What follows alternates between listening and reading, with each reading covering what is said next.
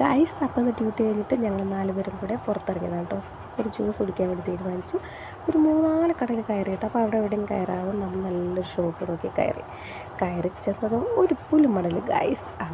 അവിടുത്തെ നാരങ്ങ വെള്ളത്തിൻ്റെ വില കേട്ടപ്പോഴേ ഞങ്ങൾ കിളിപ്പോയി കേട്ടോ. 110 രൂപ നാരങ്ങ വെള്ളത്തിന്. പിന്നെ ഏതായാലും പുറത്ത് ഭയങ്കര ചൂടാണല്ലോ, അപ്പോൾ കുറച്ച് നേരം ഞങ്ങൾ കയറിയിരിക്കുക എന്നുള്ള രീതിയിലാണ് അതിനുള്ളിൽ കയറിയത്.